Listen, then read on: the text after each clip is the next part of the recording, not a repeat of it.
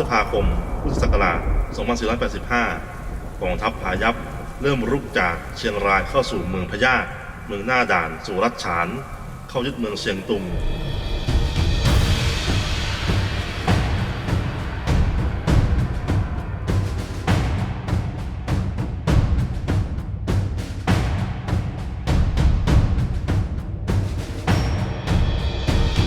หากเราพูดถึงสงครามโลกครั้งที่2และประเทศไทย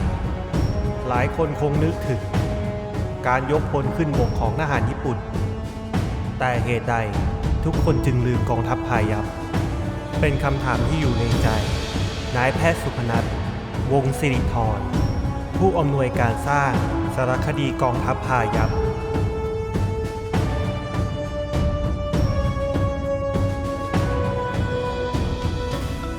ชีวิตคือสิ่งที่มีค่าที่สุดผู้ที่ได้สละสิ่งที่มีค่าที่สุดให้แก่ชาติให้แก่ส่วนรวมให้แก่อนาคตที่มองไม่เห็นสมควรที่จะยังมีชีวิตอยู่อีกครั้งอย่างน้อยในความทรงจำของคนรุ่นถัดไปนี่คือสิ่งที่ผมเชื่อและเป็นจุดเริ่มต้นของโปรเจกต์นี้โปรเจกต์ที่ต้องการคืนเสียงให้กับผู้ที่ถูกทำให้เงียบคืนพื้นที่ความทรงจำให้กับพวกเขาคือเมื่อปีก่อนพี่ช็อปแกทักผมมาว่าวิวสนใจตัดต่อสารคดีกองทัพพายัพไหมคือผมก็คิดว่า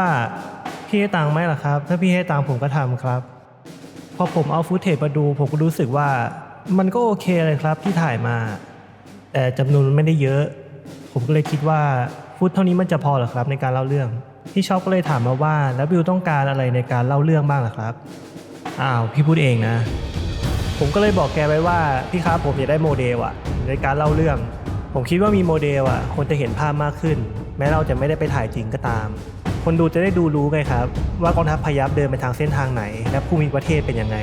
เรื่องต่อมาผมคิดว่าบทมันสั้นไปครับผมก็เลยเพิ่มให้ผมอยากรู้ว่ามีใครสนใจบทกองทัพพายัพมากแค่ไหนผมก็เลยเอาบทไปประกวดดู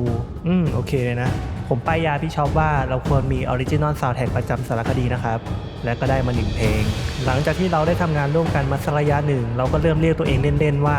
ทีมงานในสนามจากความรู้สึกของน้องเล็กสุดในทีมงานในสนามพวกเราทุกคนไม่ใช่มืออาชีพพวกเราใหม่กับหลายสิ่งลองผิดลองถูกมาก็หลายครั้งประชุมกันมาก็หลายหนจนผมเก็บไว้ไปฝันเลยล่ะกองทัพพายัพพวกเขาล้วนเคยมีชีวิตอยู่ในช่วงเวลานั้นจนกระทั่งพวกเขาได้จากไปตามกาลเวลาผมอยากจะทำให้ฝันนั้นเป็นจริงฝันที่พวกเราได้นำพวกเขากลับมาอีกครั้งและนี่คือสิ่งที่พวกเราทีมงานในสนามกำลังทำภาพยนตร์เรื่องนี้เป็นสารคดีผสมละครด็อกคิวดราม่าเล่าเรื่องของกองทัพพายัพใน6ตอนตั้งแต่จุดเริ่มต้นจนไปถึงจุดสูงสุดของชีวิตทหารจุดสิ้นสุดและผลลัพธ์ที่พวกเขาได้รับใช้เทคนิคการเล่าผ่านบันทึกของทหารจริงและข้อความจากจดหมายที่ไม่มีใครเคยได้เห็นมาก่อน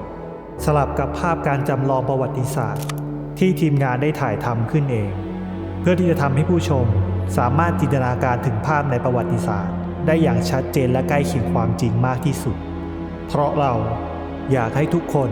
ได้ยินเสียงของพวกเขาอีกครั้งแต่เพียงข้าพเจ้าและเพื่อนทหารทั้งหลายย่างเข้ามาในบริเวณนี้ก็ประสบและเห็นเหตุการณ์อยู่แล้วมันเป็นภาพที่สยดสยองและแสนจะเวทนาเป็นอย่างยิ่งพวกเราอยู่ป่าอยู่ดงเสียนานจนแทบไม่รู้ว่าชีวิตในเมืองนั้นเป็นอย่างไรมองไปทางไหนก็พบแต่ป่าแต่เขาจนบางครั้งนึกไปว่าแล้วนี่ฉันจะกลับบ้านได้อย่างไร